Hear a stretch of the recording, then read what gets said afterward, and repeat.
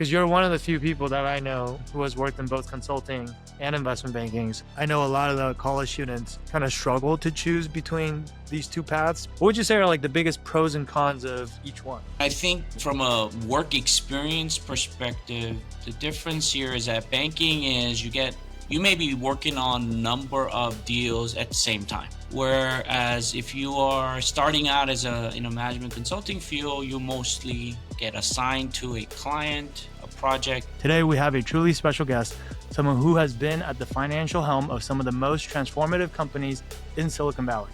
Mike Kim is a powerhouse in strategic finance, having played a pivotal role in the growth of some of the most successful tech startups in Silicon Valley in the last 15 years, including Salesforce, Square, and DoorDash. As VP of Finance and at one point the Acting CFO at DoorDash, he helped steer the company through its meteoric rise, leading a record-breaking $535 million Series D fundraising round with SoftBank, Sequoia, and GIC. He began as a consultant at Mars & Co. Consulting and later at Booz & Company.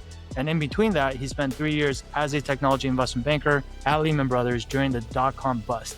What do you look for when you're hiring? Like when I interview people, I always test for this. One of the things I always tested for was how sincere was this person's answers. Anybody that was kind of fake their authenticity in an interview couldn't really be somebody that I would trust to be in the trenches with. You have to get the job, and once you start the job, you have to show your worth or you'll get exposed. And I think there's a lot of people who get exposed because they're just pedigree on paper. How do you acquire those specific skills? Number one skill set I would say is... But knowing everything you know now at 50, what's a single best piece of advice you would give to 18 to 21-year-old Mike? That's something... Welcome to Wall Street Diaries, where we dive deep into the minds of the most influential business and finance leaders who started their careers on Wall Street. Today, we have a truly special guest, someone who has been at the financial helm of some of the most transformative companies in Silicon Valley. Mike Kim is a powerhouse in strategic finance, having played a pivotal role in the growth of some of the most successful tech startups in Silicon Valley in the last 15 years, including Salesforce, Square, and DoorDash. As VP of Finance and at one point the Acting CFO at DoorDash, he helped steer the company through its meteoric rise, leading a record-breaking $535 million Series D fundraising round with SoftBank, Sequoia, and GIC, which is also the largest ever fundraising round in the food delivery space. DoorDash eventually went public at the end of 2020 and now boasts a market cap of nearly $80 billion. Before DoorDash, Mike also played a key role in shaping Square's financial roadmap across its diverse product ecosystem and was also an instrumental member of the finance and strategy team at Salesforce during a time when it had just started hitting an inflection point in its growth trajectory. But before his distinguished career in tech finance, Mike spent a significant portion of his early career on Wall Street. He began as a consultant at Mars & Co. Consulting and later at Booz & Company.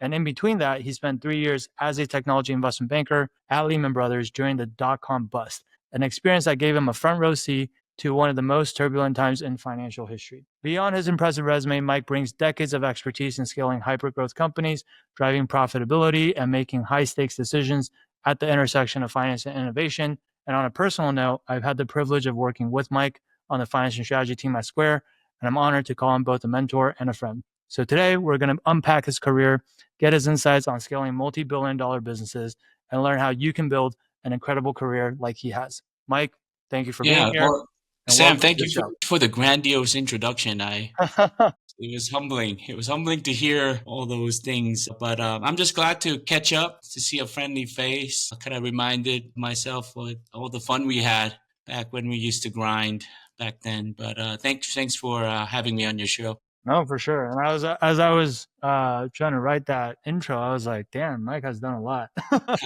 So no, I'm excited to dive into it. To prepare for this interview, actually, I was watching another interview that you did, I don't know, a couple of years ago. I think at the time you had just left DoorDash. And, in that interview, you mentioned that you started your career in investment banking because you didn't really know what you wanted to do. And so I think, to start off, because a lot of our audience, they want to start their careers in investment banking. So I think the first question that would be really insightful is just, what made banking feel like the right option for you at the time, given, you kind of were still trying to figure things out? Yeah, interestingly, when I was a senior, so I was in the Haas School of Business, and I was taking a business ethics course with a professor. And unlike many of my classmates, I was very indecisive, I guess, about which path I wanted to go. I actually studied for the LSATs senior year, took the test, and I was in the process of preparing to apply to various law schools. I've heard from someone, oh, you should get a JD MBA. It sounded good, and this professor and I was chatting after class, and I kind of told him what I was thinking, and he's like, I strongly suggest that you don't, or he said, or at least wait, because he had a JD MBA, and he's like, it's not that much more impressive than actually getting real world experience. So he actually said, if you ever want to go back to law school, you can, but go out there, work a couple of years, figure out what you like, what you don't like. So that was one of the really good advice I had when I was younger. And given the fact that I did not know exactly what path I wanted to go, I wasn't, maybe I'm a little quirky this way, but in my early 20s, I wasn't really interested in more of the social life, I guess. Because I had friends who's like, hey, they get a job, you're working 40, 45 hours a week, and, you have your weekends free, you go out, hang out with your friends, go clubbing, various things that young people do. And I wasn't too interested in it. So I wanted to select a next 2, 3 year job where I could maximize the amount of learning. And really, investment banking, consulting, those were the type of jobs that I didn't exactly know what I was getting into, but I knew they worked you. There was a high expectation in terms of hours and stress and effort. And really, I was looking to maximize the amount of exposure I would get in the next 2 years, 3 years. And, that's the reason why I kind of chose that field, especially during .com days. Definitely, I got more than what I wanted. So it was a pretty intense period of time.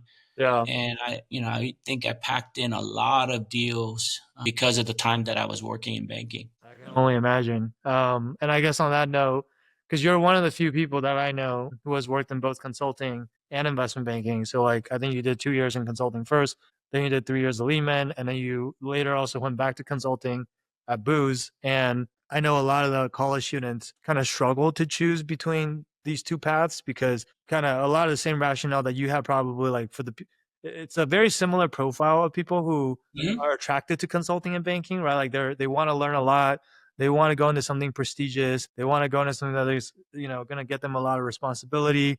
Is going to set them up well with exit opportunities and, all of the above. And so I guess as someone who's gone through both, based on your experience, obviously there's no like right or wrong answer, but like what would you say are like the biggest pros and cons of each one? Yeah, I mean, I think if I were to put it in a nutshell, investment banking has got very different flavors too within banking, right? You have your folks that focus on equities like IPO, secondaries, and then there's folks that focus on deal making, M&A, LBOs. So, I mean, investment banking's got all kinds of flavor. If you want to go into debt, you want to go into, and different sectors, right? If you want to focus on tech or oil and gas, there's all kinds of different sectors and flavors, but ultimately the things you learn in banking is around financial focused on like deal making, right? So you are preparing your client for some kind of financing event. So your focus is on that, like whether it's an MA or a convert, you're trying to get your clients a solution for a financial problem. I think consulting comes in all kinds of flavors too, but let's focus on strategy consulting. I think strategy consulting's a bit more, no, I would say it's a lot more operationally focused. You learn various aspects of other part, and finance operations couldn't be included in that. I worked on a large project where it was operational improvement for their SG&A function, so it included finance, HR. But you learn about, I think it's a wider breadth of Mm. business problems that you are asked to tackle. And I think from a work experience perspective, the difference here is that banking is you may be working on a number of deals at the same time. And I don't know how it is these days, but back when I was in banking, there was so much deal flow that you were working on multiple deals at the same time. Whereas if you are starting out as a in a management consulting field, you mostly get assigned to a client, a project, and the duration of that project could run from a month to the longest project I was on was like 9 months. So you definitely get to go deeper with a client in consulting, whereas in banking, it could be very compressed and could be as short as a couple of weeks or a month to get a deal done. I think there's pros and cons for both. Yeah. If I could, I actually, back on my career, I think having both actually made me somewhat unique in terms of what was on paper, because a lot of my peers were either in banking or in consulting. Not many of us actually had a good chunk of experience in both. Both of those experiences were just very instrumental in Yeah. helping my career. I feel like a lot of students I talk to, because like they've never done either, and it's just so hard to know what you're more of a fit with when you haven't done either. And so it's all through kind of hearsay or just what other people tell you, right? And then if you talk to a banker, they're probably going to tell you banking's better. If you talk to a consultant, they say consulting's better. Everyone's biased towards whatever it is that they did. And I think a lot of students they almost kind of like have an oversimplification of, well, in banking, you get paid more, but in banking, you also work longer hours. So like the work-life balance is not as good. And then that's kind of like how they're making that trade-off. And then, for example, I talk to students, sometimes they're like, oh yeah, I don't work-life balance is really important to me, so I'm going to choose consulting. Or like, oh, I really want to make a lot of money, so I'm going to choose banking. So it's just like, I don't feel like that's, I feel like it's an oversimplification. It's not super well thought out, right? Yeah. No, I agree with you. I've heard this, and I've also faced these dilemma too. So the concept of work-life balance, if I can touch on that for a second, Yeah. it's definitely changed a lot. And I think there's more emphasis on having this work-life balance. And I always found it to be uh, confusing, or I never really understood why there had to be this binary separation. And this isn't to Between say work and work should, life, you yeah, mean? yeah, what work should be like. I'm not saying you should just work and that's your life. I think, but when I think about the life side, it's like having fun, right? Having fun, being social, being Yeah. enjoying your time. Has it gone to a place where work is so dissatisfactory that Huh. you can't enjoy your work? Like, at least, there was times that, yeah, work was really tough and stressful and it sucked. But there's also times where going through those experiences with your teammates was fun. Like, I look back and I think about the analyst class in my Lehman. We had fun. We were working hard, but it was fun. Same thing with, in consulting, after a hard day's work, you go out, get steak dinners, and you hang out, get to make friends that I still have today. So yes, the hours were long, but it wasn't something that I felt like I had to sacrifice. Later in my career, when I moved out of that industry, it was for more family time. But in my early to late 20s, my life was Yeah. my coworkers and my friends, right? Yeah. So Yeah, I mean, some of my really close friends have come through work at various different stops along the way. Some from Square, and we'll touch on this later, but that was a really fun time when I was there, um, and we worked really hard. But I always tell people, you're ever gonna work hard, or if you're ever gonna do these types of hours, the time to do it is when you're 21 or 22. You're not married, you don't have kids. Literally, you have so much time. Like now that I'm a parent, and I think back to how much time I had back then, it's like it's almost funny, right? It's just like the definition of busyness is just completely changes once you start having these family obligations. And so I think it's like you pay your dues when you are young and you have the time and you have the luxury and you also have the stamina physically to do that, and then you kind of reap the rewards of having paid your dues mhm. for the rest of your career. So that's kind of what I usually encourage younger folks to do. So I guess that's kind of a segue then into I want to ask you about, because again a lot of our audience are interested in careers in banking specifically. if they follow us. And so, like I mentioned before, you were a tech banker at Lehman during the dot com boom, and then eventually during the dot com bust, which I think was in 2000, right? So that was like right in the middle of your 3 years there. What was that like, I guess, to be at the center of all of that during that time? Yeah, I mean, I think like when you're first time going into banking and you don't have anything to compare against, you kind of accept like that's the normal. Yeah. I only It found probably out. wasn't normal. Yeah, I mean, I think in a way it was like I kind of went in expecting long hours and a lot of work. I What I didn't realize, and then the associates and the VPs I talked to, they're the ones that kind of gave some context to say no, this is not normal. I think during my How many hours were tenure you? there, during my tenure there, I had I think almost 17 or more closed deals, which is apparently, I mean, I think somewhere in my storage, I have a box full of Lucite's, the deals. And that was kind of like the normal when we were going through it. And I think it was the one thing that I do remember clearly was everybody was working on multiple deals Yeah. at the same time. So, and not only active deals, but there were on a weekly basis there was a pitch to be prepped. So I used to love, and I mean this sarcastically. Friday afternoon at 3, between 3 and 5, there was always a call to this VP's office because he needed the pitch deck by Monday morning. So that was I mean, it was expected. But I don't know if I should say this. I remember his name was Kyle Ryland. He may be still be in the industry.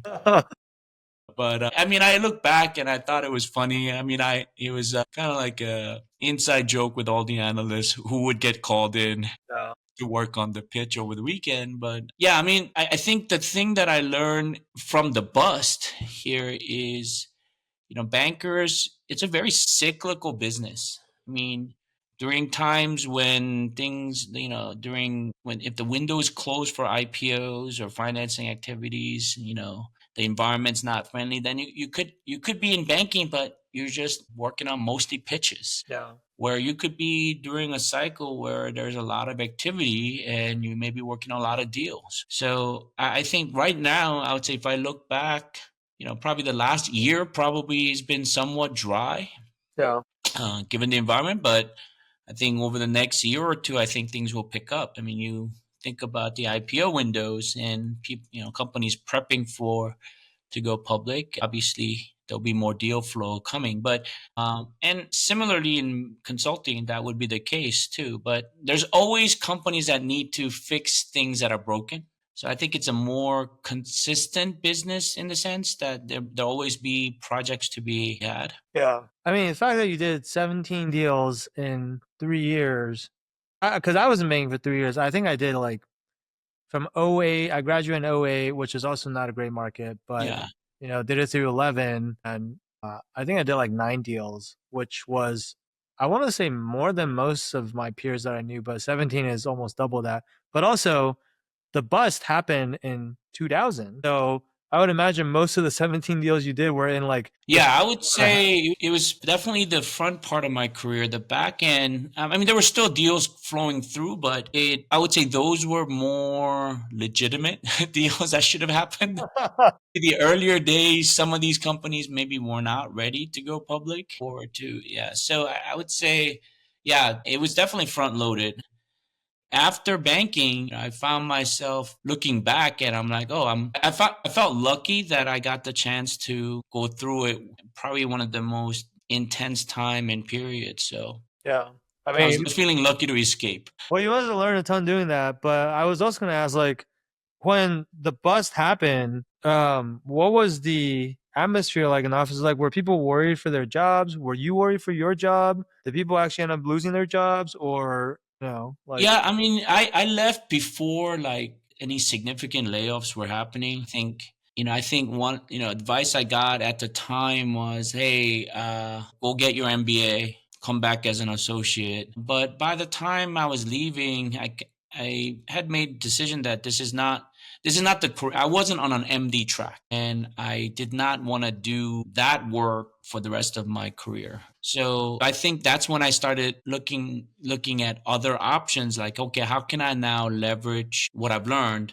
Now, my initial tenure at a small consulting firm called Mars and Co. I mean, they still exist today, but they're still a small firm. I didn't get my full dose of management consulting. So that's why I went back to Booz, which was a bigger firm, a lot more international projects. So in a way, I kind of kicked a more hard decision down the road. I'm like, okay, I did banking. I'm going to do a little bit more consulting. And that's kind of like the path I took. I definitely did not see the layoffs. I think 2008 is probably when you saw the massive layoffs. Obviously, Lehman imploded. A lot of people that I've known that were either associates or for VPs and even MDs, they got displaced when the firm disappeared, and a lot of them ended up at Barclays and other firms. But yeah, it was pretty sad to see a good chunk of my career. The company no longer exists. Yeah. So No, I mean, because I was class of '08, but I did my summer in summer 2007 at Bear Stearns, and that was the last summer class ever at Bear Stearns. I had no idea that was gonna. I was like clueless at the time when when the shit was hitting the fan. I was like just interning there, and I had no idea like the writing was on the wall, and I was like, oh yeah, okay, like no awareness whatsoever. At the end of the summer, I was like, oh yeah, you don't have a return offer. I was like, wait, what? And then, but like, fortunately I landed back on my feet at DB. And then I had like some close friends from Berkeley who did their summer internship at Lehman. And then they didn't lose their job until like right after we graduated when we started full time. And so the timing for them was terrible because they couldn't even go through full yeah, time recruiting because it was too late.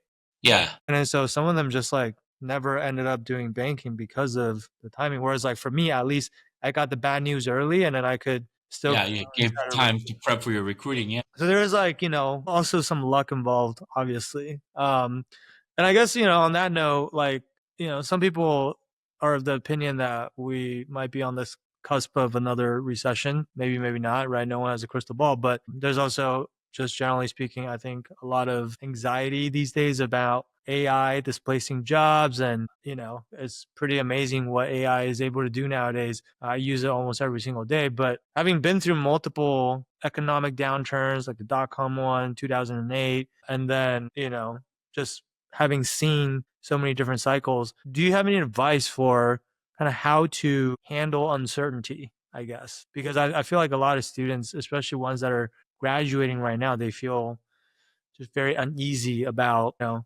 what they should do with their career, right? yeah. I mean, when I look back, times of stress, uncertainty, like when you're graduating and you're going through interviews. I'll tell this story where I went to final rounds for McKinsey coming out of Berkeley, and it was down to me and this other classmate to final rounds, and we had this super Saturday where like 8 case interviews, and I remember bombing one of them, and unfortunately the one I bombed, she was responsible for university recruiting. So needless to say, I did not get the offer. My friend or my classmate did. When that happened, I felt like my life was over. I was so disappointed. I was so disappointed. There's that experience, and then there's times where you get excited because you have an interview set up. You go and you thought you did really well, but you didn't get the offer. I think everybody's career you'll face that. You'll face that, and I was not cool with all that. I was, I was worried. I was stressed. I think there was so much expectations that I put on myself that when disappointment hit and you run into an obstacle, it's natural to be depressed about it, but if I were to look back and, think about those failures, I think those things you could use that as like motivation to say, hey, you know what, I'm gonna get the next one. And it can be tough. You have to kind of give yourself a pep talk to don't give up.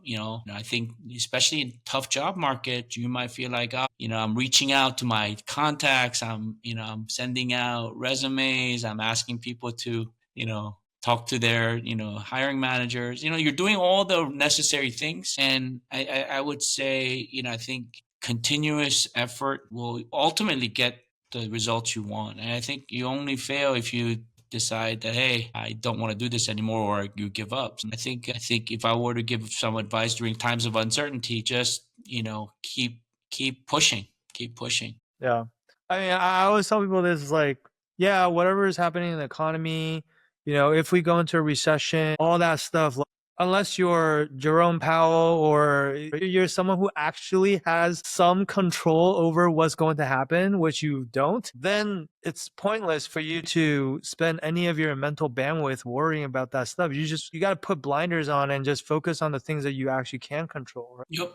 You can control your effort. You can control how hard you prep for your interviews. You can control how much you network with people. You can control, there are certain things where you can actually affect the outcome. And then there are certain things where you can't affect the outcome and you just shouldn't think about it at all. As hard as that may be, but that's literally like just a waste of your time. Right. And so like even when I graduated in '08, it was the same thing. It was a really shitty market, but like, I mean, what am I going to do about it? Like, Look, I guess these days you could take a year off. But I always feel like, that's somewhat of a, I mean, it's a luxury. If you have the luxury to do that, then, go enjoy. If you're interested in, then, starting your career, you gotta push and do all the things that you mentioned, right? yeah, and also, is it unlucky if you have to graduate during a more recessionary environment? Yeah, absolutely. I mean, when I graduated in '08, I was like, my friends that were like one or two classes above me, that was like the market was booming. It was like ton of LBOs, everyone's great, getting great experience. I was like, why do I have to graduate in '08? But then at the same time, if you think about it, like there are people that graduated in '08 that did really, really well in their careers, and there are people that graduated in '08 that didn't do very well. But it's like no matter when you graduate, there are people that are going to do well. There are people that are not going to do well. You kind of get to decide like who you want to be, right? Or which group you want to be in. And so I think it's just like really taking ownership of, again, the things that you can control and not worrying about everything else, that goes a long way. Right. And then the other thing that I always tell people is like, I mean, this is not something that I came up with, but I forgot where I heard this. And I was like, oh yeah, that's really good. Which is everything you want is on the other side of hard or whatever. Like basically just like, because although by definition it's not, it's probably something you already have where it's just a status quo, which Yep. means you probably don't care for it because you already have it. But like what are usually if there's something really good, which is why you want it, a lot of other people probably want it too. And it's going to be really competitive. And that's why you usually have to be willing to do things that other people aren't willing to do to get there. Anyway, I just feel like I see a lot of people give up way too easily because they want the thing that's really good, but they're not willing to do what's necessary to get that type of outcome. Right. Okay, I want to shift back to kind of like shift into to kind of talking about your career in tech a little bit because I really think you had a fascinating career in tech. So after banking consulting, obviously your first stop in tech was in Salesforce. That was around 2011. And so I did a little bit of research, but back then I think they were around 5,000 employees, which is a lot, but $18 billion market cap. So they weren't like a small company anymore. But compared to today, they were still a very small company because today they're 76,000 employees and $270 billion in market cap, right? So they're one of the most successful, for those who don't know, one of the most successful software companies ever. Pretty much when you think SaaS, you think Salesforce. And so what were some of the biggest challenges of working on the finance team in such a high growth business? And also like what lessons did you learn from that experience that kind of really shaped your career afterwards? Well, it's I think it's an interesting story for me how I actually landed in Salesforce. I was working at Booz in the Middle East. I was in Abu Dhabi working on a long-term project, and I get a random call back home from the US by this guy named Naeem Isak. And so he was a director at Salesforce at the time. He had been there a couple years, and he reached out to me and he was interested in if I was interested in joining his team. And I told him, hey, first of all, how did you get my number? I'm You didn't actually know him. yeah, I never met him, talked to him, never heard of him. And he mentioned, if I forget, I had a friend of mine from Booz. His name was John Crawford, if my memory is correct. It was John that Naeem wanted to hire, but I think John was not interested. He was things were going well for him at Booz, and he's like, "Hey, I'm cool." I think John provided him my contact info. Hey, but I know someone who has similar background that you might be interested in talking to. So when Naeem reached out, I said, "Hey, you know what? I'll be back home for like a 2 week period, and then I have to come back to Middle East. But why don't we connect?" When I get back to the States, when we met, things clicked. Long story short, I ended up in the finance and strategy team at Salesforce. I think the toughest part about my experience through Salesforce was, one, on a personal level, this was my real first finance corporate job. So I didn't know what I didn't know, right? I had to learn how to use Hyperion. Essbase was the tool, like to load forecasts. And I'm like, okay, why are we doing forecasts? Partnering with accounting on closing the book. So this was kind of like, what I would say, baptism by fire on learning how to be a finance professional in a company. And I had some people that were really, helpful. I mean, obviously Naeem was experienced, and he was a great mentor in teaching me the basics. And I also had some coworkers that really, I learned a lot from. It was a very tight knit team. We were part of what we call emerging finance team within the FNS. So we dealt with all the acquired companies, Radiant Six, Heroku. There was like a dozen companies. I can't recall them all, but these were the companies that Salesforce acquired during their hyper growth acquisitive period. So it was not only learning about how Salesforce worked, but how each individual companies were going to fit into the various different, cloud verticals, and how the team was going to get integrated into the products, the overall culture. So I would say there was a lot of, it was as busy, I would say, maybe even more so than banking and consulting. Wow. I would say, I mean, Naeem, who is now the CFO at Checker, I think he was looking for those ex bankers and ex consultants that could handle the hours, right? So, staying past 10, 11, midnight, He you know. definitely he does the type. Yeah, so he was, I think he was looking for people that can handle the stress, and many of us worked on a lot of deals. It was kind of like you're in a corporate finance team, but you're also doing post merger integration.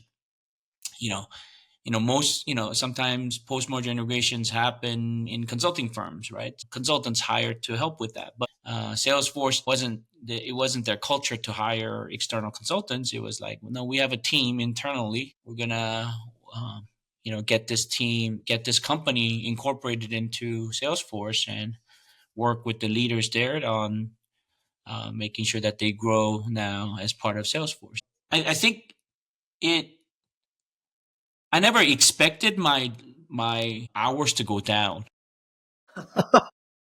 I think my wife did. My wife thought, "Oh, you're joining, like a regular company," but it was a unique team and a situation. I mean, I think Salesforce, during the time that I was there, we were doing like a deal every 2 to 3 months. Obviously, different team members, got assigned, but I mean, we were a team of, I think we went from team of 5 to 12 by the time I left. So it was a very small team, lean team, but I learned a lot about, enterprise software and the subscription SaaS model, understanding how, really Salesforce innovation in terms of, SaaS world and platform.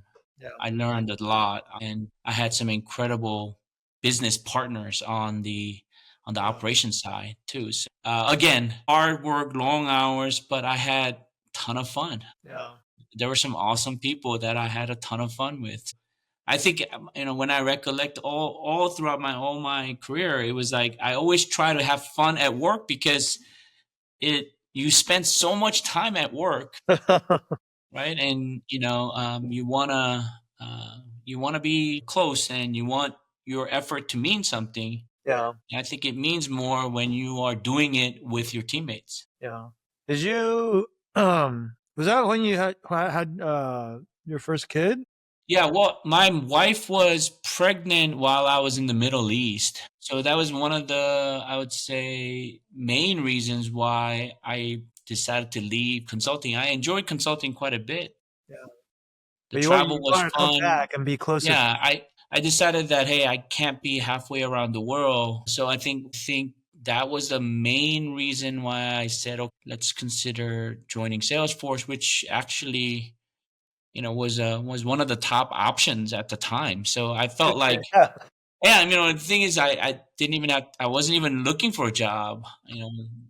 I had my resume was outdated, but I think from there, whether it's from Salesforce to Square to DoorDash, I really didn't interview. I didn't like send out like Yeah, yeah, yeah. it all came through network. So I think as your career matures, it's the relationships that you built that's going to open doors. So there's true wisdom in saying don't burn bridges because I do also think, I mean, you bring up a good point, which is, I mean, your story about how Naeem found you. I do think that, also because of the experience that you had up to that point, having done consulting and banking at very reputable firms, having gotten so many reps with, deal experience, whether it's 17 deals in 3 years or, just all the projects that you worked on consulting, that's kind of the exit opportunity point that people always talk about, right? Which I think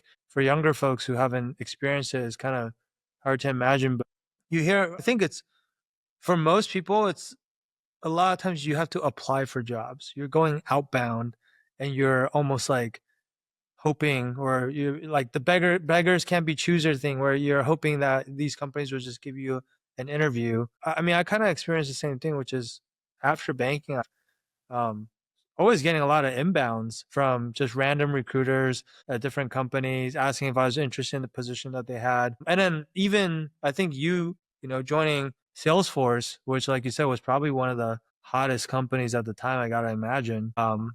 And even my own experience later when I left PE and joined you guys at Square, Square was a pretty hot company back then too. And companies like Salesforce and Square, even DoorDash, like they could hire whoever they want. They have so many people that want to work for them. And it's like, even if you want to work on the finance team, those weren't like normal finance teams. Like even at Square, I remember the thing that really surprised me when I got hired. I was like, every single person here has all done banking and or private equity or something along those lines. And just like that was the bare minimum requirement, basically. Like if you didn't have that, then they wouldn't even consider you, right? yeah, I think that's somewhat it's a double-edged sword to a certain degree in the sense that like it's not the end all be all, right, for someone's potential. And I actually learned that in one of the hires I made at DoorDash did not have the quote the pedigree of those banking consulting background nor the name brand school, but probably one of the best hires I've made because of what he brought intrinsically. The work ethic, the intelligence, the problem solving. So this is what I'm saying about not it's not the end all be all, but I will say because it's kind of a fun optimization funnel. Yeah. So when there's only a certain number of spots open and you need to hire the bright and the best, and there isn't a way to interview hundreds of people to identify that, and interviews are fallible too. Yeah. So you go through basically the process of saying, okay, well, let's limit the candidates that only graduated from this school, Yeah. right? Yeah. You're just trying to reduce your or increase your chance of success, right? So believe they went to a certain good school, these are the ones that worked hard and got good scores. Same thing with the right professional background. Yeah. It's a But again, there's no guarantee because there's jokers everywhere, right? So yeah. It's a shortcut. And it's like, no one ever got fired for hiring the kid from Harvard or whatever, yeah, right? and like I said, it's sometimes if everyone that went to an Ivy League school was a guaranteed success, then Right. I think having worked 30 plus years, that's definitely not true. Sure. And I think what it what it does do, it opens opportunities. I think if you have, there's no guarantee in the sense that you're going to be successful, but if you went to a good school, if you did went to and worked for a prestigious firm, the next step really is just around, okay, the door will be open, will be more readily be open for you because of your background. But ultimately, you gotta, execute, and you have to interview well, you have to get the job, and once you start the job you have to show your worth or you'll get exposed. And I think there's a lot of people who get exposed because they just all they have is pedigree on paper. Yeah. Which is actually the hardest part is once you're actually passing the interview may seem like the hardest part right now, but once you actually get on the job, uh, I don't know, dude. Like when I was at Square, right? Like just going back to since that's our common experience that we shared, there were so many smart people on our team, and I just remember constantly feeling like an imposter. I was like, yeah, these guys went to the same school as me. We have similar background. Like we all did banking before we came here, but some of those guys were just I just felt like were way smarter than me. And like, like when you're in that work environment, like it's pretty obvious, like who's the rock star that is just crushing it and is getting promoted like multiple times, and then who's like just okay. I felt like I was just okay, like but like like you, and like I'm not saying like I'm a bum, right? But like that was just a really high caliber team, and so yeah, like I think you, to your point, like having to execute, like once you get there, like that's when the hard work really starts, I feel like. And I was just trying to keep up. I was like, I don't want to embarrass myself. Yeah, see, the imposter syndrome is real, and the fact that you were actually thinking that tells you that you recognize that, hey, there's more for you to go do and learn. And I think if you're consistently in the room where you feel like you're the smartest, maybe you're in the wrong place. Yeah. So I think I always found it, encouraging to say, oh man, that guy or that woman just kicks ass. And then figure out what they do well where you could add to your arsenal. I think, yeah, I would be the first one to agree. There was a number of times where I felt like, oh man, I gotta pick up my game.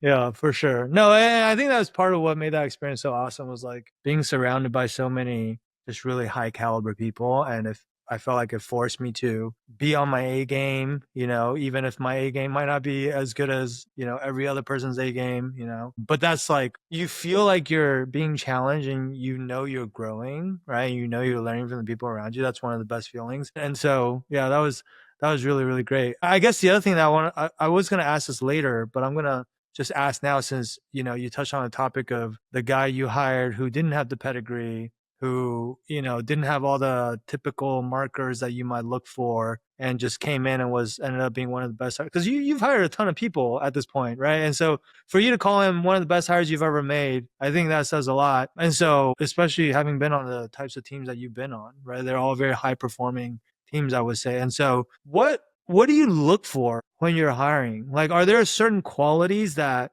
almost always indicate someone will be successful and a great addition to the team? Or like, are there certain things that you're like, hey, when I interview people, I always test for this, Yeah. or I always ask this question? Like, is there anything like that? I think, having interviewed a lot of people, like I say, I would to get to a point, maybe it's hundreds, maybe even nearing 1,000 interviews, probably. I think once you get to that number of interviews, you start to kind of really sharpen your BS radar. And I think one of the things I always tested for was how sincere was this person's answers. And I look for authenticity. I think, and please don't take my interview style as work, but what worked for me, I think I hired some really great people. What worked for me is anybody that was kind of fake their authenticity in an interview couldn't really be somebody that I would trust to be in the trenches with in terms of having, responsibility and accountability. So I always look for authenticity in their answers, and one of the hires I made even at Square after you had left, it was interesting. This panel, I think the panel was like 6, 7 people, and every single one of them was no on this candidate. And I felt strongly about this candidate's just authenticity on his answers, the honesty in his answers. Hmm. And he is still one of my closest contacts that I've kept in touch with. And in the download session with all the panel, I fought for him. Yeah. I fought for him. Like, I know all the concerns that were brought up, but I think, he was the most honest interview that I felt like, we need to give this candidate a chance. And I think probably 4 or 5 months later, after he was hired, it was pretty much consensus that the entire panel thought we made the right hire. First one in the office, last one to leave, just productivity cranking out. Business partners loved him. It was just one of those things where, like, a lot of times interviews, you think you want to prep and you want to say the right things or say the things that you think they want to hear. Yeah. But sometimes I think you can come off, just saying all the buzzwords rather than being yourself and letting your authentic self to come out. So, and those are the things that I tested for. And when I believe that, hey, this person is a straight shooter, may not have all the right answers, but they're going to say, oh, you know what? I don't know the answer, but I'm going to go find out. So I think those things are things that I think, in any type of relationship, whether it's, manager, to a direct report, or even friends that you choose. It's like, do you want to be authentic, right? Does this guy know what happened or how he got hired? Yeah, I'm let him know. I let him know, like, hey, everybody was against you. Well, I was saying, like, he's probably super grateful to you because he You definitely know, was not gonna have that job if it wasn't for you. I think he was, but ultimately, it was his. He's the one who worked hard, right? Yeah. Only thing I did was I tried to remove some obstacles where he could get in, but ultimately, I could have been on the. It's like, yep, you're right. You guys were right. That's what I'm saying. The fact that he knew that you went to bat for him that hard, which, by the way, I've never heard of anyone getting hired when it's one vote out of 6 or 7 or whatever. Pretty crazy, I feel like. And so I don't know what you said in that meeting, but Yeah, and I wasn't like the decision maker. Like, there were 3 other interviewers that were at my level. So it was a team consensus, but I think I had enough credibility with my peers where they trusted that, hey, I told them, let's take a gamble on this. And if I'm wrong, I will be the first one to admit that I was wrong, but were you I never supposed had to? to admit that, right? Were you the hiring manager? No, no, this person was going to report to someone else. I was gonna say, I was like, all right, Mike, you can hire him, but he's yours. Yeah, yeah, no, no, he did not report to me. I wish he reported to me, but it was for the betterment of the team, right? So I told the manager, I'm like, look, I just think you're not going to regret, going with him. So I think she was very happy too. Yeah. When No, I was gonna say, like, I mean, he better have worked his butt off after you got in there because otherwise he would have the, made inter- you look yeah, real bad. the interesting thing is, he's no longer there, obviously, but everywhere else he landed, he delivered. He worked hard. And so I think it's just who he is. I mean, and I think this is where I would say when somebody gets exposed or somebody proves themselves, it's hard to change who you are at the core. So, and just over time, who you are at your core will. So if you're somebody who's taken shortcuts or didn't put in the effort or BS way through different things, you'll eventually get exposed. Yeah, for sure. Man, that's a great story. Thanks for sharing that. So the other questions I was going to ask you. So we talked about Salesforce. Obviously, you left Salesforce eventually, and you joined Square. Obviously, I guess you probably left because Naeem and Sarah and them also went over to Square. So I get that part, right? But when you joined Square, Salesforce was already this very successful company. Square was, I think, around 200 employees or something when you joined, right? It's like 120, I think, if I remember correctly, including the barista.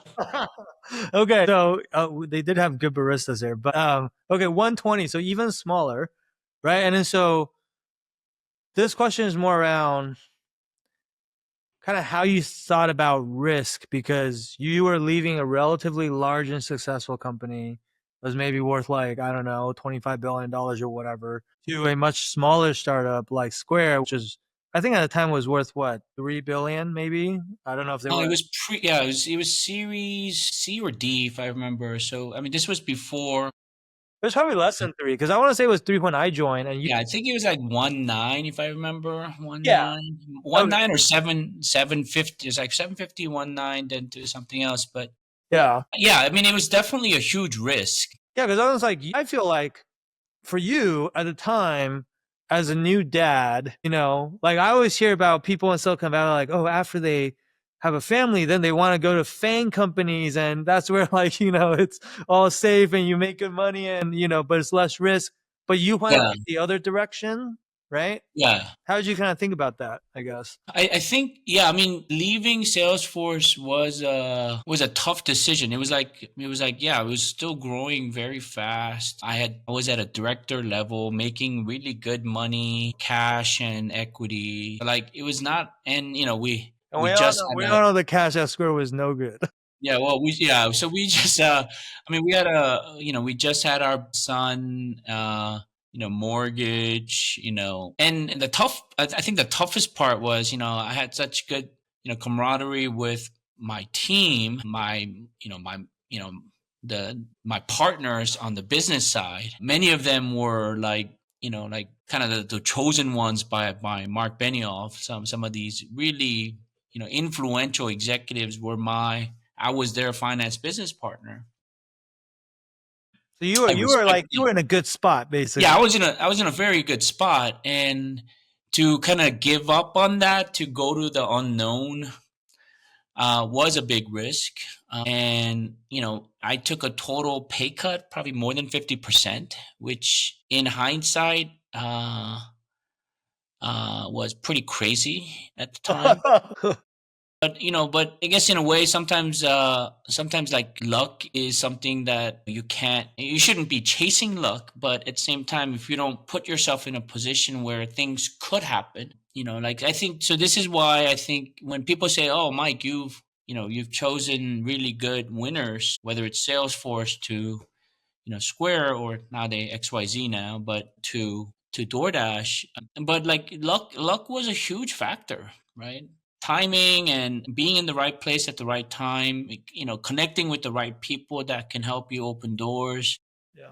I think, but I was always been somewhat of a risk taker, not just in, career, but, I always felt like I never believed that your financial ability to make, money, I never believed it was in linear. I think that's a trap that I think a lot of people get into, because I see people in their early 20s, mid 20s, willing to burn bridges over $10,000 or $20,000. It's just like Yeah. I think sometimes you get, you know, trapped in this sense that I have to make X more money. Like I have to have progress. Like progress only happens, upward trajectory. But the calculus I had to do was like, okay, if I'm gonna take a big pay cut, for this year. Like I think I took a 70% pay cut on like just on cash alone, right? So, but I negotiated a lot of equity, Yeah. as much equity I can negotiate. And I'm like, at the time, Square was this, Silicon Valley darling with Jack Dorsey at the helm. It was something new, it was innovative, and the team was incredibly impressive. And I'm like, oh, okay.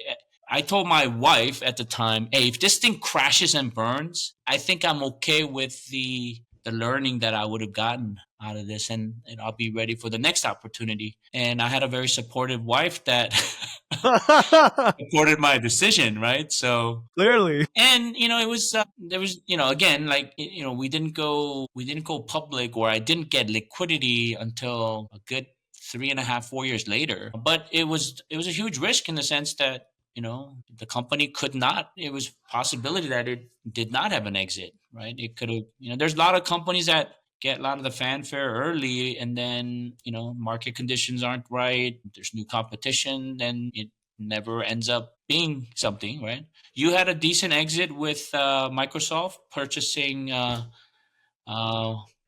GitHub, right? GitHub. Yeah, get up. So now I think you would be the first one to say, hey, there was stars lined up for a you know a for luck to be impacted, right? So I mean, yeah, and even then, like, I left a one really good thing for another really good thing, right? Because, like, Square obviously ended up doing really, really well too. So it's like, who I don't really know if I came out, winning that trade or whatever. I've never actually done the math, and nor does it really matter. I guess I'm sure when you were taking that 70% haircut though, and having gone through banking, you were like doing the math on like, okay, I negotiated this much equity.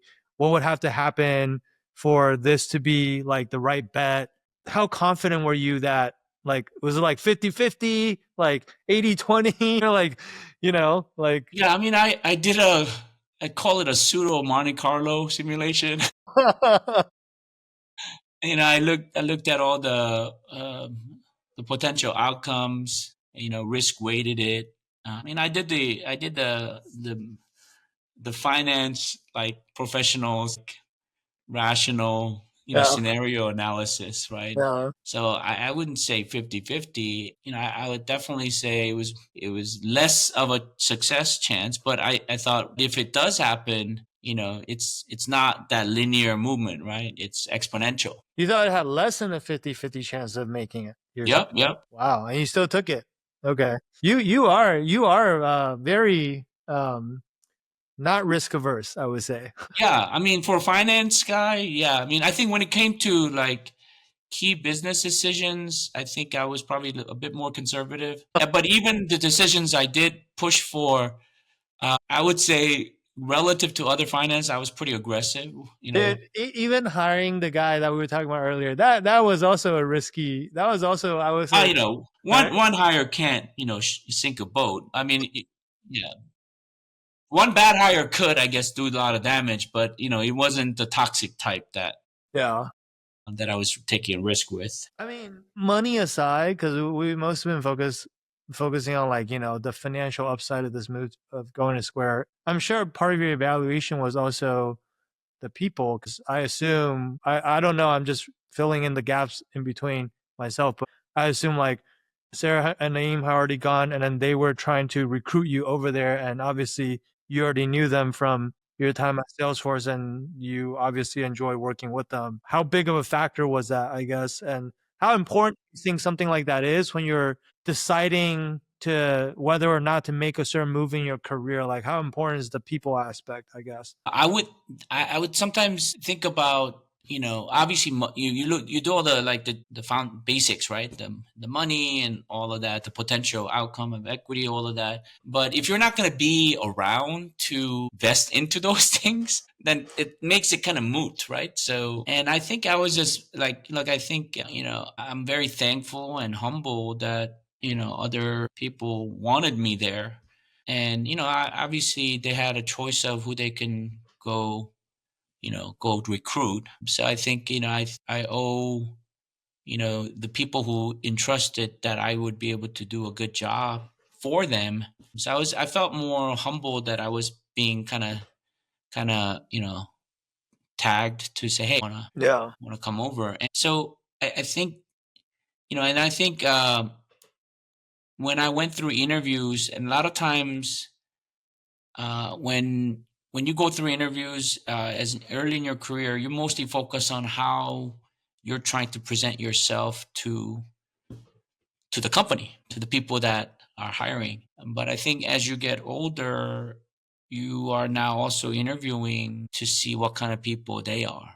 So like I always try to like look for like, okay, do what am I gonna be getting when I come to work every day and I interact with these people? Am I gonna be growing? Am I going to enjoy my time with this interviewer? And I think that's probably one of the key things I learned, that it's really important to make sure that there's that connection. And Yeah. it's hard. In 30-minute, 45, an hour interview. Obviously, as more senior you spend more time with the other folks that, other executives that you'll be dealing with. But, I think I was never good at kind of hiding my feelings if I, didn't like someone. I didn't really have a good poker face about that, and probably to my detriment to my career. But That's why you're so big on authenticity. yeah, and I think I don't want to go through life or even at work being kind of pretending to Yeah. enjoy somebody's company. Yeah.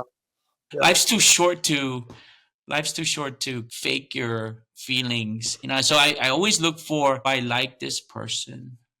Do I respect this person? And I think a lot of times I trusted my gut. When I met Tony at DoorDash, I knew I liked him. I knew I liked him. So it was like one of those things, like, yeah, it can be very demanding, but I felt comfortable enough where I feel like I can say what I was feeling directly to him without like being offended, or like I always felt like, okay, somebody, if I'm really trying to do what's right, is this person going to know where I'm coming from? Yeah. So I think, to just reiterate, I think when you accept a job, that should be your number one criteria. When you say, Not the money, not the position title, is how you fit in that space, your boss. I think I read an article once, 90% of the reason why somebody leaves a job is for because of their manager. So I think it should be your number one criteria in whether or not you're accepting a job. which is, how well do you think you're going to get along with your boss? Yeah. I mean, I 1,000%. I mean, I've experienced both sides of that, right? Where I got along really well with my boss, like you, for example, versus when I didn't get along with my boss at all. And I would just say that, and even when I didn't get along with my boss, like, you have an ego, or I have an ego, and I think I'm like, in that instance, like, I thought I was hot shit, or I thought I knew more than she did, and I didn't even think she was qualified to be my boss. But guess what? Like, you are gonna lose that fight 10 out of 10 times Yeah. because they're your boss. Like, it's impossible for you to be successful in whatever position you're in if your boss is not like your advocate, or if your boss just doesn't like you for whatever reason, whether they're justified or not, right? And then the flip side is also true, is like, if you do get along with your boss and your boss does like you and they value you, and when they go to the next place they want to bring you along with them, then that is worth a lot, because you're going to get all the opportunities to shine and do well, and they're, like, they want you to be successful. And Yeah, and I think it's important to make sure that that, hey, there's A, B, and C, one, two, three, that things I could learn from this person. Because if I think you don't get just paid with money or stock, you get paid with knowledge. And if there aren't people around you that's going to teach you new things, like, you should be trying to like learn. And this isn't just from upward management or your boss, right? You need smart people that's at your peer level, or even your directs. I think there's been many times where I felt like, oh, I learned something like really valuable from the team, and many of that came from people that worked for me, right? So I think it's always around having an attitude of like, I'm gonna get paid one way or another, right? And that's the story I told my wife, is like, I may not get paid dollar wise, I may get paid experience wise. you're lucky that your wife cares about you being paid in other non-monetary currencies, because Yeah, it's it's like, yeah. what's in it for me, Mike? No, but on this topic of bosses, I guess, like, obviously we met at Square. You eventually became my boss. I initially reported to someone else, and then later I reported to you. And I always tell every student that, the ones who ask, the Square FNS team, or finance and strategy team, was, I think, the best team that I've been a part of, both in terms of, again, we talked earlier about the caliber of the people, but also I think like the camaraderie on the team that we had, I thought was pretty special. And so, like, what do you think was the secret to building that type of culture, or, that team's success, I guess? Like, how do you build a team culture where people work incredibly hard, but also, to your point earlier, like, actually enjoy coming to work? Or at least for me back then, I was like, I thought we worked so hard, but I enjoyed coming to work, because I felt like when I went to work, I was like hanging out with my friends and stuff, Yeah. I, I I think it's easier when teams are smaller.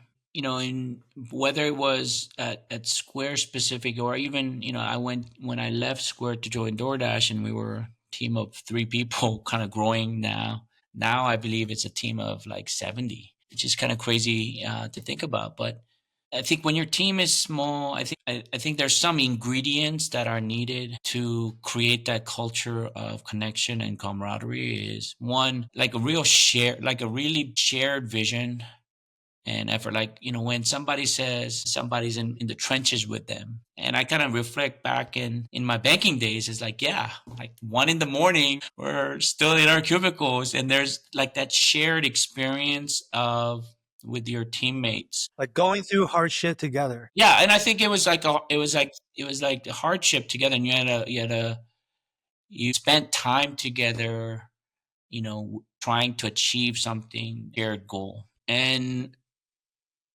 I think sometimes a lot of when I read these message boards or comments in social media, when people are talking about their professional progression, or like even recent layoffs. Look, layoffs are brutal, man. All I see a very common theme of people saying, "Oh, you should not care about the company or because they could lay you off in an instant and you're gone. They don't care about you." Yeah, like there's And no I think loyalty. there's yeah, and no loyalty, right? And I think there's truth to that. And I think you may remember me saying this in the past, and I'm like, I'm never loyal to the company, but I'm loyal to the people, especially people that I hired, that I work with. And I think once you have that level, I think this is something that I try to live every day. I wanted to make sure that I was authentic with the people I worked with, and I think people invested in building that culture. And I think when people feel like, hey, the company may be distant, cold to me, but I know my teammates care about me, I know my manager cares about me. I think having people feeling that also allows them to invest in a culture where they're also putting in commitment of time to say, I'm going to be there working, and then hey, it's you go and support each other, outside of work, right? And I think that's something that it's maybe not as common these days. I think it's gotten to a very kind of very cold place where, like, hey, I'm gonna go do my work, put my head down. I'm not trying to make friends, and I'm like, oh, that's and I think all this remote work also didn't help, right? When you don't see each other in person daily, it's hard to develop that rapport and connection. I think when you have opportunities to finish a hard week's work and you're getting drinks, or getting together to play basketball together, or right now March Madness is going on, being able to shoot the shit around your bracket. Yeah. So these are little things that I think maybe people to underestimate, that it's actually, I think, critical for a high performing team. Yeah. I guess, from my perspective too, part of that culture that we had on the team at Square too, because again, just speaking from personal experience, um, I thought you were a fantastic boss. Part of that, or part of what I thought made you kind of unique as compared to most of the bosses that I had, was I felt like you built like a real relationship with your direct reports, right? Like not just as my boss, but and other direct reports that you had too, but as like a friend, right? Like I think we all felt like, oh yeah, Mike's our friend, and that's something that I feel like I rarely see when I look back on my career. And even I've talked about this with my wife. Like she had someone at work who was her friend, and then that person got promoted and then became her boss, and then all of a sudden kind of stopped acting like her friend because I think she wanted to have that boundary and make sure she was, being respected as like her boss. Which, I get that. I think it makes logical sense. But so I guess my question is like, how did you navigate that, or how did you strike that balance? Because I feel like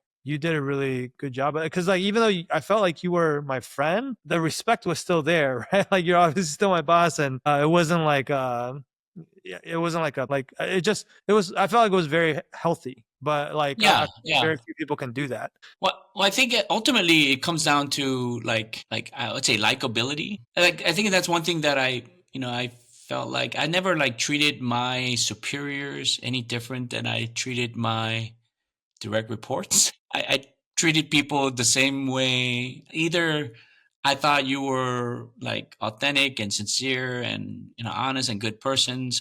If I believed that, I treated you with, I was showing reciprocity in terms of how I treated them. Now, if I thought somebody was a jerk and they were backstabbing, I'm like, yeah, you know what, I'm gonna keep my distance. And so I think ultimately, like, whether it's a relationship between two levels, I think it comes down to, like, do you have inherent respect for each other and do you like each other? Yeah.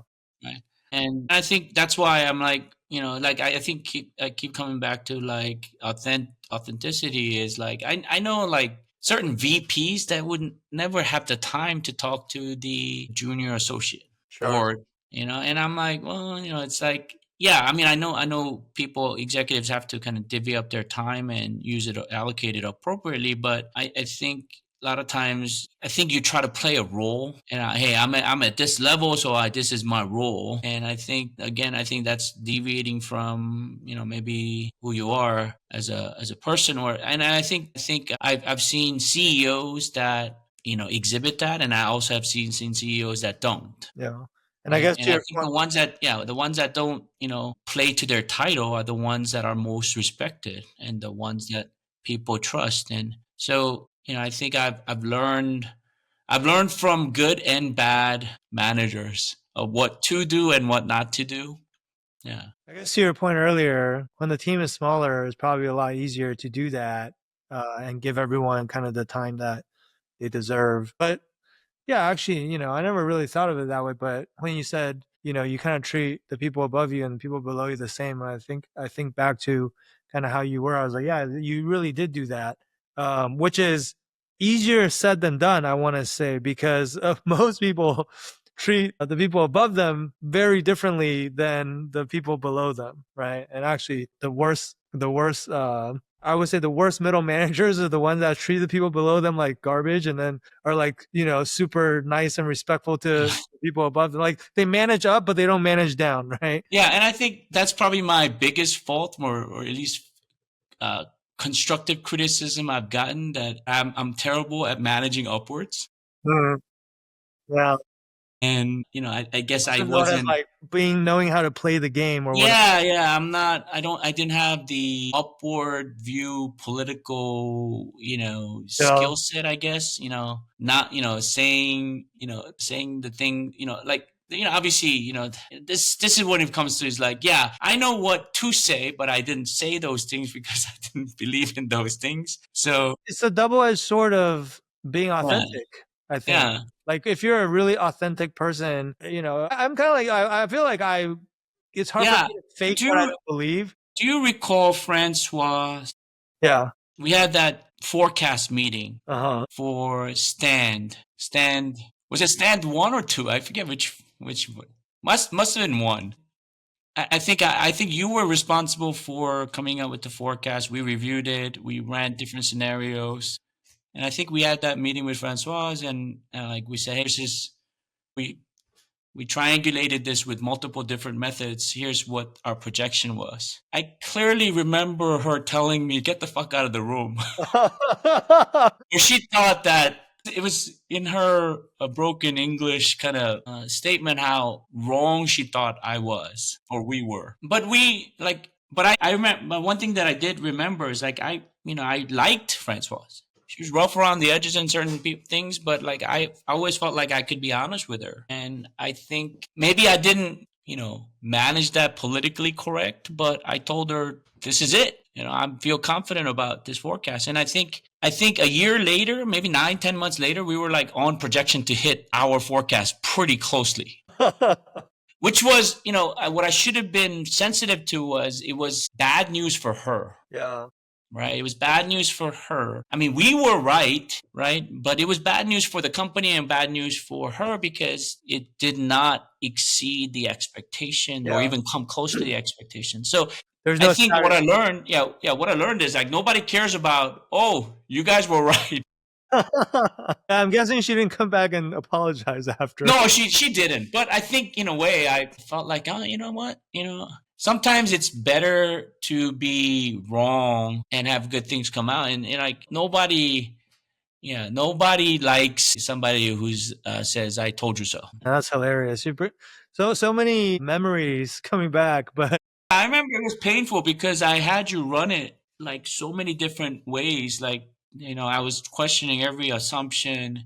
I think, it wasn't like just, an easy thing, like, hey, I kind of knew like what the expectations were. And I'm like, can we, like, what assumptions can we adjust where we could, but it just didn't pan out. Right. Okay, I'm gonna keep it moving because I could go on forever on this, but Yeah. Yeah. I don't want to. I know we're already. I don't want to take up too much of your We time, need but a part two. I know, dude. I mean, I could talk to you all day, honestly, but um, so just moving over to DoorDash real quick because we talked about Salesforce, we talked about Square, but obviously then you go to DoorDash, right? You're VP of Finance. At one point, you're acting CFO. I would say like a lot of people who are on kind of this finance track, that's their aspiration one day is to make it to that. VP of Finance, CFO level, just like be a finance leader at a major company, right? And so what advice do you have for people who have that goal? I guess like if you had to point to like one or two key factors behind your success, like what would you say that was? As you mature more throughout your career, it's it's no longer about like your how good you are with a model,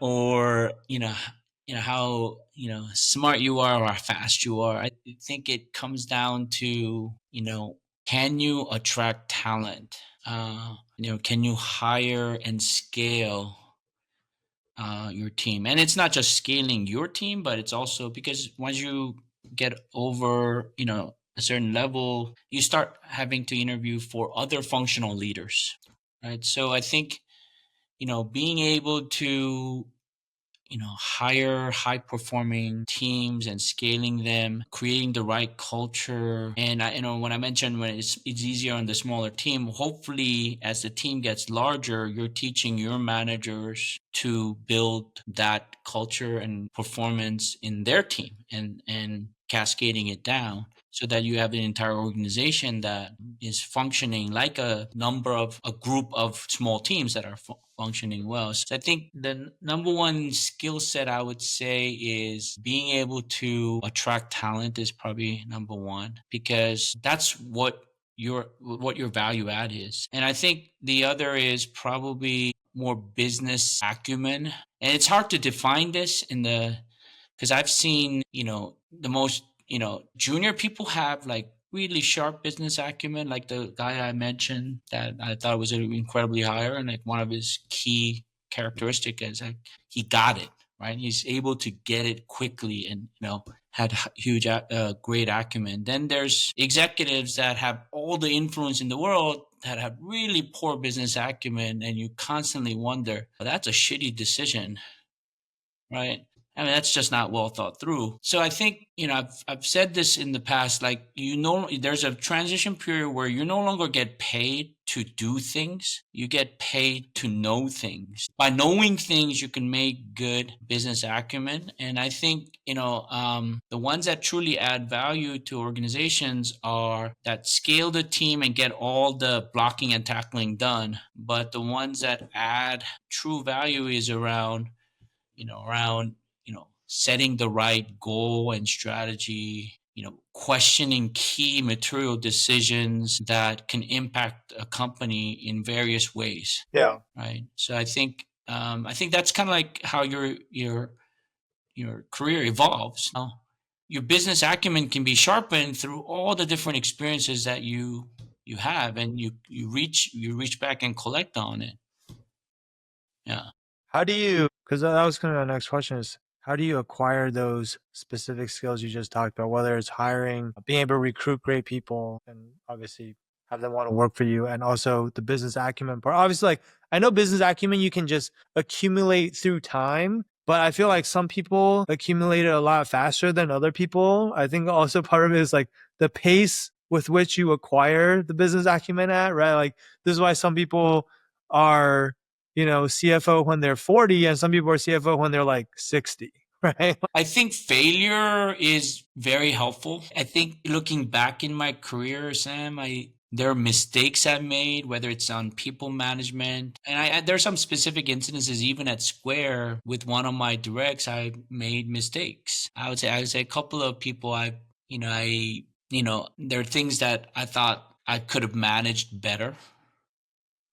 So, making mistakes, reflecting on those mistakes can help you learn about, what would I do differently next time? Yeah. It's like, and I've also had low performing, and learned that I wasn't quick enough to cut ties. Yeah, I ended up getting to that point, but it probably took 6 months too long. So I think like having made lots of mistakes and learning from them is will help you be better as you grow your career. Yeah.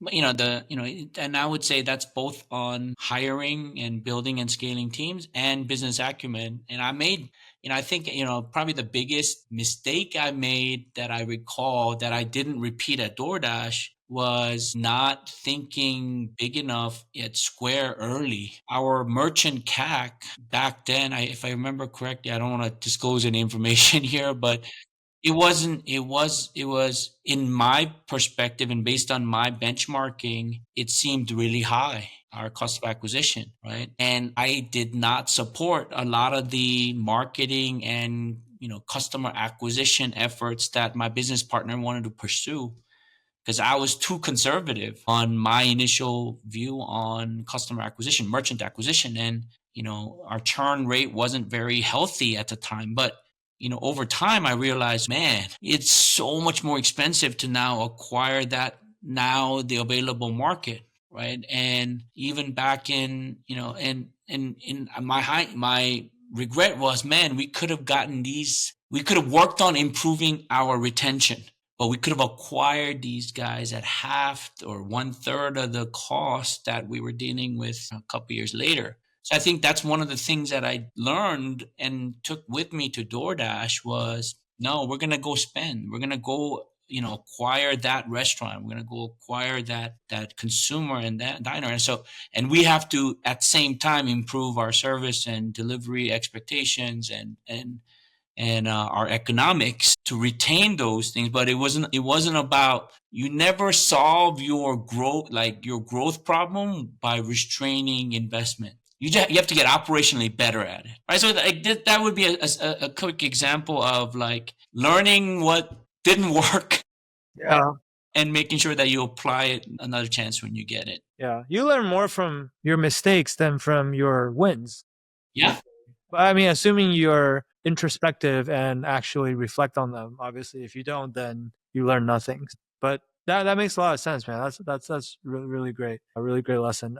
So the other thing that I learned from watching your other interview that you did was that you and or your team, I guess, was the one to come up with the concept of Dash Pass, which by the way, funny story. Like I was like looking at my credit card bill just like this week, and then I was like, "We use Dash Pass?" And I asked my wife. I was like, "We use Dash Pass?" I was like, "Do you use Dash Pass?" She's like, "Yeah." I was like, and because I was also preparing for this interview, so I was like, "Oh."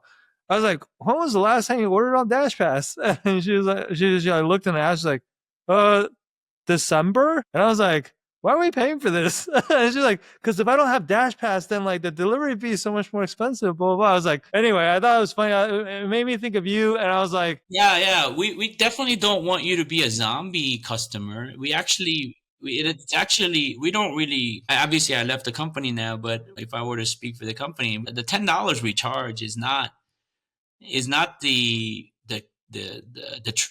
catalyst, right? We want you to order more and we want you to be a habitual orderer. But yeah, I mean, it's one of those ideas that started early, really, before anybody had kind of a subscription service.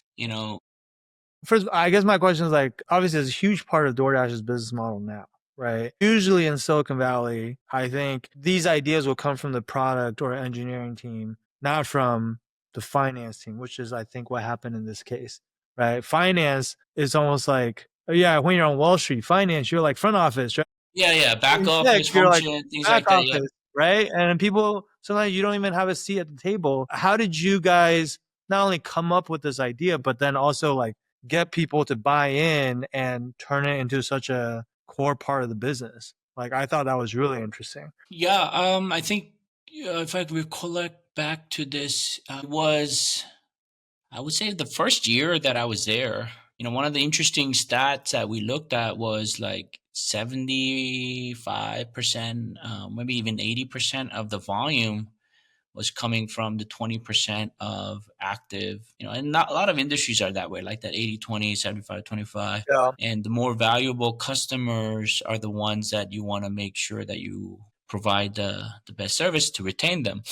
And there was, there's this early days, there was this, I would say, pushback, or, there's like a laundry list of fees. There's delivery fees, there's service fees, there's, in certain cities, there were, special assessment fees. So, we wanted to, one, simplify those things. And back then, delivery fees were range anywhere from 99 cents if we had a partner that was doing a promotion that they were willing to foot the bill, to on average like $4, $5, $6 delivery fees. And that was probably the number one reason why we didn't have the high order frequency we wanted. So like a lot of, and a lot of testing was done behind the scenes.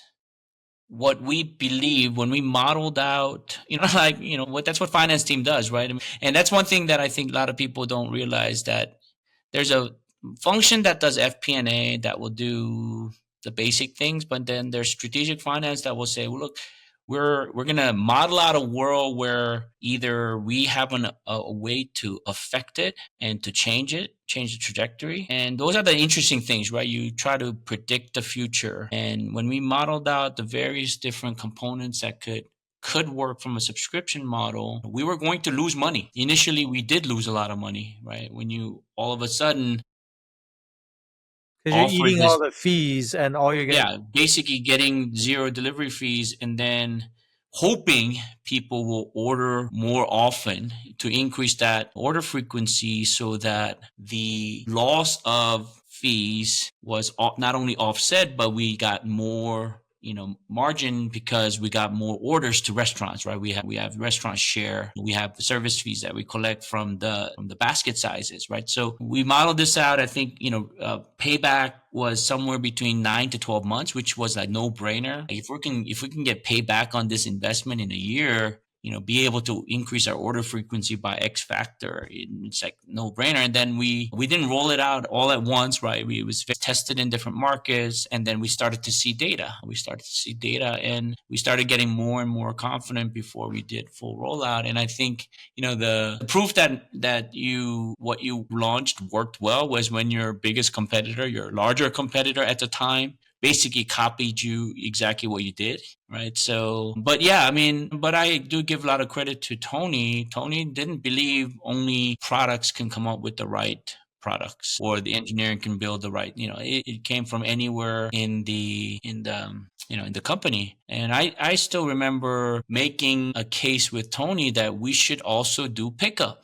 So DashPass, I know I got credit for, coining the subscription name and such, but Pickup is the one that initially Tony was like, no, we're delivery company. I don't want people to. So I made a case where, like, no, we wanna be the source of location for any type of food need. And I told them, gave them an example of a consumer. Like, I'm the archetype of who would use a pickup. I don't want to pay for delivery fee or service fee. If I'm picking up dinner, I don't want to go through various different, restaurant websites. I want to go to DoorDash, place an order, pick it up on my way home, so that I avoid the fees. But guess what? For pickup orders, restaurants pay DoorDash, because the orders generated funnel through DoorDash. So it was kind of like a ongoing argument, discussion, and he's like, let's test it.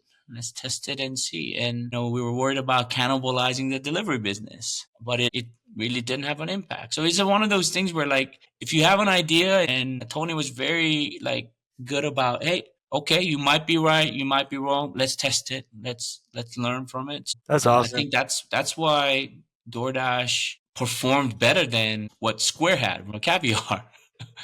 It was a noticeable difference in every operating metrics when I decided to go there, because It's just a different culture of execution. Because they're better about testing new ideas, you're saying? That's just one aspect, right? There was a sense of urgency to learn and to adjust, try something new again, fail, learn, repeat. There was a culture and I would say a commitment to operational excellence Yeah. that I didn't see Yeah. at Caviar. Yeah. That's awesome. Okay, just one or two more. You talked about this earlier too, or you briefly touched on it, but people always say, "Oh, Mike, you make such good picks," referring to all the companies that you've been at, right? Like obviously you go to Salesforce, they whatever 15x, right? Square 18x, DoorDash 100 plus x, I think, right? Like just in terms of their valuation from when you joined to now, I think, and I tell people like, if you're gonna work in tech, like it's extra important to pick the right companies because there's all the upside is in the equity. And it's like when you're buying stocks for your portfolio, you're going to do like research and due diligence. And sometimes people spend a lot of time on that. When you're picking a tech company to work for, you're not just paying with your money, you're actually paying with your time, which is like even more valuable because it could be 2, 3, 4 years of your life, or sometimes even longer, like in your case, right? And so what is there like a method, or is there like a, method to the madness, or like do you have a framework or a certain Yeah, area that you use? I do have I wouldn't call it so official like a framework, but Your Monte Carlo simulations, maybe? No. that's anytime you're doing modeling, you should Monte Carlo it. But there are some criteria I look for in terms of the company and the industry. If I were to put it simply, I like companies that could potentially turn into a verb. Right? Like if I were to use that as an example, when you Google something, it has the potential. Like obviously, when Google first going against Yahoo, nobody thought, oh, they had a chance, but the market size was so enormous that even a small percentage gain could mean a huge windfall for enterprise value of the firm. Yeah. So Salesforce obviously was in a space where like they were the pioneer in changing a software that was installed on site in servers, whereas it's like, no, you rent the software, right? They're pioneers in SaaS, right? And if you just think about not just CRM, but the SaaS in general, it's a huge market globally. Yeah. And Salesforce basically not only created that market, but took share from legacy competition like Oracle and SAP. And eventually everybody started to say this is the new path. And now they compete in the same space. But I always like the concept of a company being able to, does the market justify something for it to be good, like, turn into a verb? Yeah. Square from payment processing was also really innovative in basically changing the industry norms, taking payments. When I thought, believe me, enough people around me dissuaded me or tried to convince me that I should not leave Square to go join DoorDash. Mm. Right? People knew like, oh, you're managing Caviar, like how Caviar is performing. Why would you want to go there? But when I obviously, I don't want to just call it food delivery. It's because it's more of solving for local logistics than anything. On demand logistics, and that's the problem that they're solving. Food delivery kind of is the starting point because it's the most habitual thing.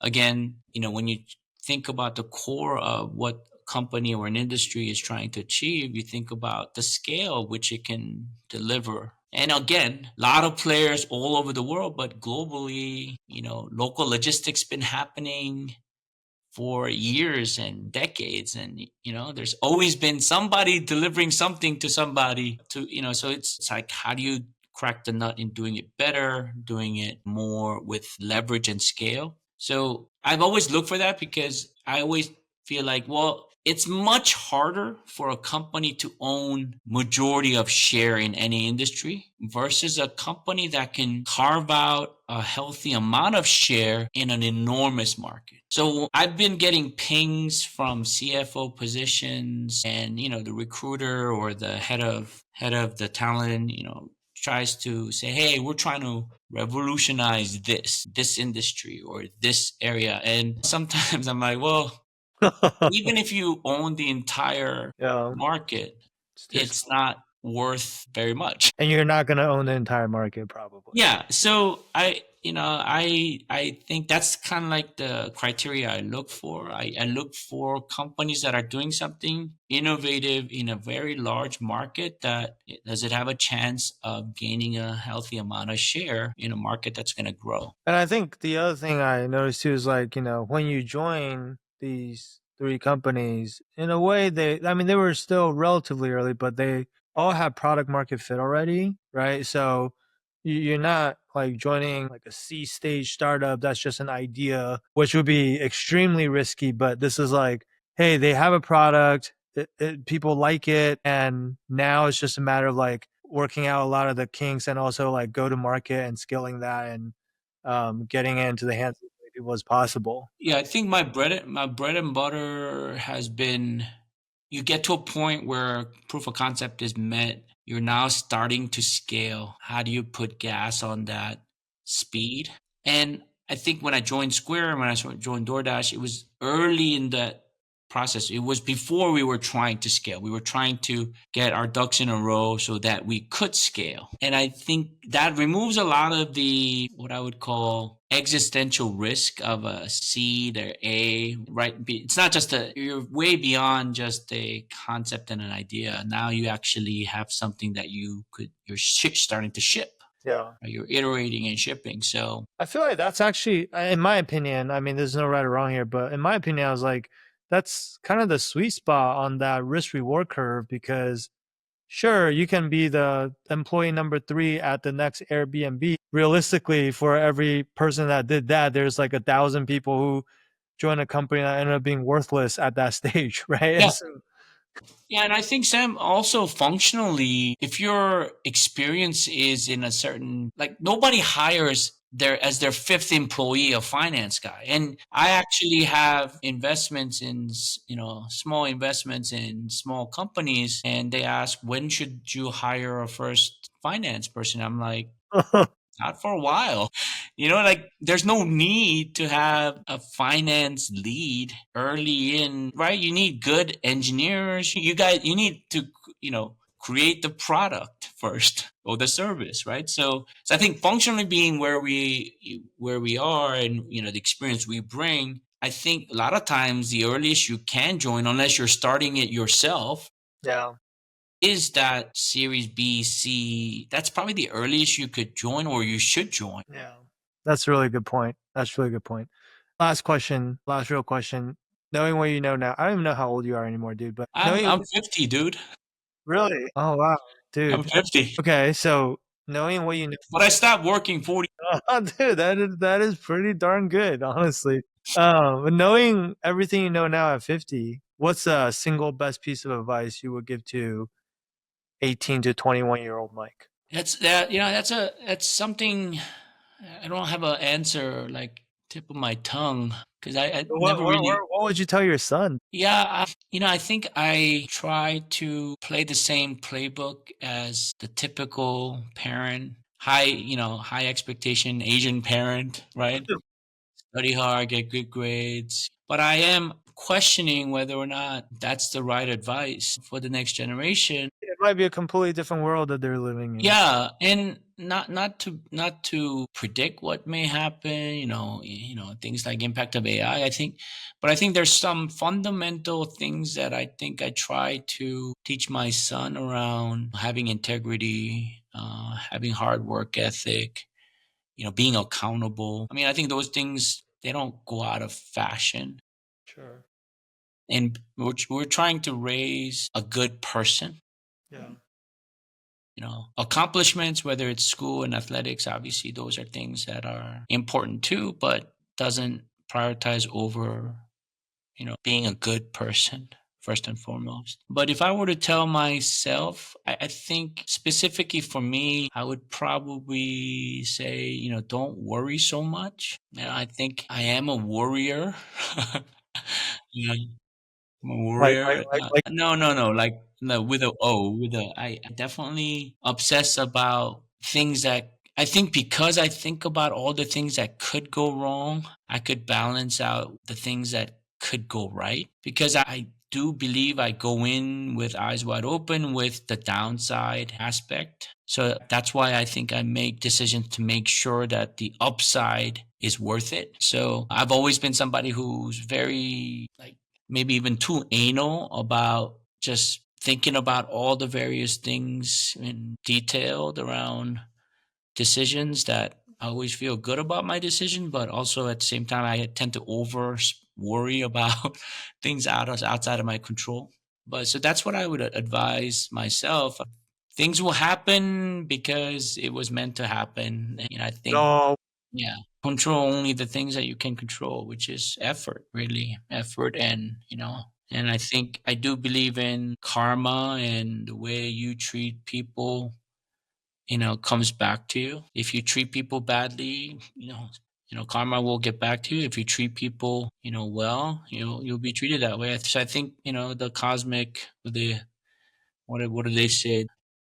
karma's a No, like the universal law of like what goes around comes around, right? So make sure you spread positive. You treat people around you yeah, with with love and respect, and that's you'll benefit from it. So for sure. especially banking world, it can be cutthroat, but Yeah, it's having good relationship is more important than getting that promotion that gets you that extra 15K.